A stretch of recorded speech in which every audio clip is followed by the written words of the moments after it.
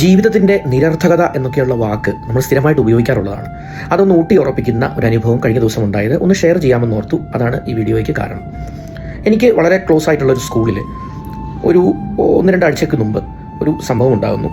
അതായത് ഒരു സുപ്രഭാതത്തിൽ അവിടുത്തെ ബാൻഡ് പരിശീലനം നൽകുന്ന അധ്യാപകൻ മരണപ്പെടുന്നു. അതിന് തൊട്ട് തലേ ദിവസം അദ്ദേഹം ആ സ്കൂൾ കുട്ടികളെയുമൊക്കെയായി ഒരു സ്റ്റേറ്റ് ലെവൽ കോമ്പറ്റീഷനിൽ പോയി പങ്കെടുക്കുകയും അതിൽ ആ സ്കൂൾ വിജയിക്കുകയും ഒക്കെ ചെയ്തൊരു സാഹചര്യമുണ്ട്. പിറ്റേ ദിവസം രാവിലെ അദ്ദേഹത്തിന് സ്കൂളിലെത്താൻ സാധിച്ചില്ല. അദ്ദേഹം മരണപ്പെട്ടു ആ സമയം കൊണ്ട്. അപ്പോൾ അന്ന് വൈകിട്ട് അദ്ദേഹം വീട്ടിലെത്തിയ ശേഷം അദ്ദേഹത്തിന് അസ്വസ്ഥത ഉണ്ടാവുകയും അദ്ദേഹം മരണപ്പെടുകയുമാണ് ഉണ്ടായത്.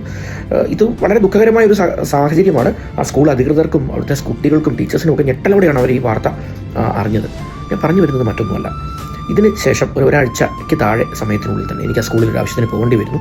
ആ സ്കൂൾ എൻട്രൻസിൽ ചെന്നപ്പോൾ തന്നെ നല്ല ഉറക്കെ ബാൻഡ് പ്രാക്ടീസിൻ്റെ ശബ്ദം കേൾക്കാം. എനിക്കതിൻ്റെ ഡീറ്റെയിൽസിലേക്കൊന്നും അറിയില്ല. ഒരുപക്ഷെ കുട്ടികൾ തന്നെ അവർ പ്രാക്ടീസ് റീസ്റ്റാർട്ട് ചെയ്തതാകാം. ഒരുപക്ഷെ ആ സ്കൂൾ ഒരു പുതിയ ബാൻഡ് അധ്യാപകനെ നിയമിച്ചിട്ടുണ്ടാകാം. കാരണം തീർച്ചയായിട്ടും അത് ആവശ്യമാണ്. നമുക്കൊരിക്കലും അതിനെ നെഗറ്റീവായിട്ടോ മോശമായിട്ടോ പറയാൻ പറ്റില്ല. The show must go on. കാര്യങ്ങൾ നടക്കണം.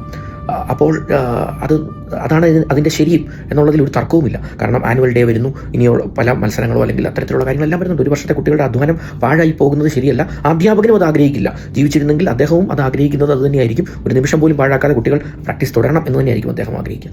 ഞാൻ പറഞ്ഞു വരുന്നത് അതൊന്നുമല്ല. നമ്മളിൽ എല്ലാവർക്കും ഒരു ധാരണയുണ്ട്. നമ്മളാണ് ഈ ലോകം നയിക്കുന്നത്. ഈ ലോകം നമ്മളില്ലെങ്കിൽ തകിടം മറിയും. നമ്മുടെ വീട് നമ്മളില്ലെങ്കിൽ തകിടം മറിയും. നമ്മൾ ജോലി ചെയ്യുന്ന ഓഫീസ് നമ്മളില്ലെങ്കിൽ തകിടം മറിയും. ഞാനില്ലെങ്കിലുണ്ടല്ലോ അവിടെ ഇന്നൊന്നും നടക്കില്ല. അതുകൊണ്ട് എനിക്ക് പോയേ പറ്റൂ.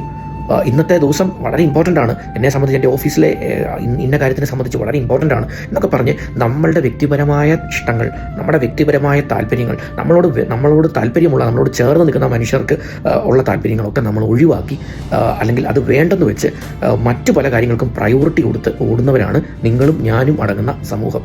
ഒരു കാര്യം ഓർക്കുക, there is always a replacement for U. There is always a replacement for U. നിങ്ങൾക്ക് ഒരു പകരക്കാരനുണ്ട്. ഞാനില്ലെങ്കിൽ നടക്കില്ല എന്ന് പറയുന്ന ആ ഞാൻ ഇല്ലാതായാലും ഈ ലോകത്തിനൊന്നും സംഭവിക്കുന്നില്ല എന്നുള്ളതാണ് സത്യം. The show will go on. നിങ്ങളല്ലെങ്കിൽ നിങ്ങളുടെ സ്ഥാനത്തും മറ്റൊരാൾ. അതിനൊരു തർക്കവും വേണ്ട. അപ്പോൾ നമ്മളുടെ സ്വന്തം താല്പര്യങ്ങൾ, ഇഷ്ടങ്ങൾ, പാഷൻസ് ഇതൊക്കെ മാറ്റിവെച്ച് ഞാനില്ലെങ്കിൽ നടക്കാത്ത ഏതൊക്കെയോ കാര്യങ്ങൾക്ക് വേണ്ടി ഓടുമ്പോൾ നമ്മൾ ഓർക്കേണ്ട ഒരു കാര്യം, ഇന്ന് നമ്മൾ ഇല്ലാതായി എങ്കിൽ പോലും ഈ ലോകത്തിന് ഒന്നും സംഭവിക്കില്ല. എല്ലാം അതുപോലെ തന്നെ നടക്കും. ഒന്നുകൂടി ഭംഗിയായി ചിലപ്പോൾ നടന്നിരിക്കും. കാരണം നമ്മളെക്കാൾ മികച്ച ഒരാളായിരിക്കും നമ്മളുടെ സ്ഥാനത്തേക്ക് എത്തുക. അതുകൊണ്ട് ഇത്തരം കാര്യങ്ങൾക്ക് വേണ്ടി, ഇത്തരം ചിന്തകളുടെ അടിസ്ഥാനത്തിൽ നമ്മളുടെ താല്പര്യങ്ങളെയും ഇഷ്ടങ്ങളെയും സ്ക്രാപ്പ് ചെയ്യുമ്പോൾ, അതിനെ ഒഴിവാക്കുമ്പോൾ, തള്ളിക്കളയുമ്പോൾ, പിന്നത്തേക്ക് മാറ്റി വെക്കുമ്പോൾ ഒരു കാര്യം ഓർക്കുക, there is always a replacement for U.